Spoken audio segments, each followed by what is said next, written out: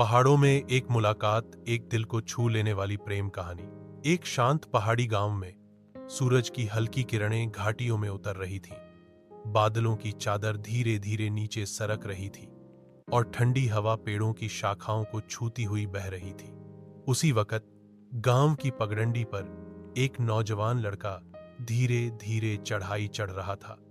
एकदम फिट, आंखों में सपने, चेहरे पर मुस्कान और दिल में एक अनकही बेचैनी। उसका नाम था अर्जुन। अर्जुन शहर का था, लेकिन दिल से बेहद सच्चा और भावुक। वह कुछ दिन के लिए गांव आया था, खुद से मिलने, अपने अंदर के सन्नाटे को सुनने। लेकिन उसे नहीं पता था कि इन पहाड़ियों के बीच उसकी किस्मत उसका इंतजार कर रही है।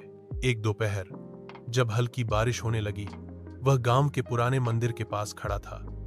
तभी उसके सामने से एक लड़की गुजरी, सफेद दुपट्टा ओढ़े, चेहरे पर मासूमियत, आंखों में गहराई और चाल में सादगी। उसका नाम था सायरा।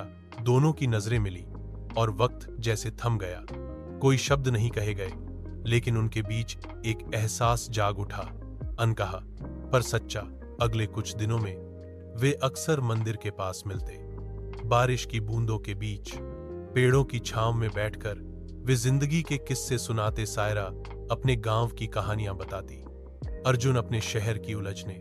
धीरे धीरे उनकी दोस्ती एक गहराई में बदलने लगी। एक शाम जब सूरज पहाड़ियों के पीछे छुप रहा था और आसमान सुनहरा हो रहा था, अर्जुन ने सायरा से कहा, पता नहीं मैं यहां क्यों आया था, लेकिन अब लगता है कि मैं तुम्हें ढूंढने ही आया था। सायरा मुस्कुराई, लेकिन उसकी आंखों में आंसू थे।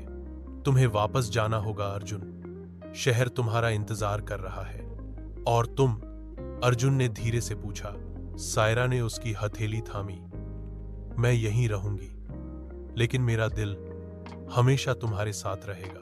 उनकी आखिरी मुलाकात में उन्होंने एक दूसरे को गले लगाया। बारिश की बूंदें, ठंडी हवा और दूर से आती मंदिर की घंटियों की आवाज उस पल को और भी खास बना रही थी। अर्जुन चला गया, लेकिन उसका दिल सायरा के पास रह गया। यह कहानी सिर्फ मोहब्बत की नहीं थी, बल्कि उस एहसास की थी जो बिना बोले भी सब कह देती, हाय।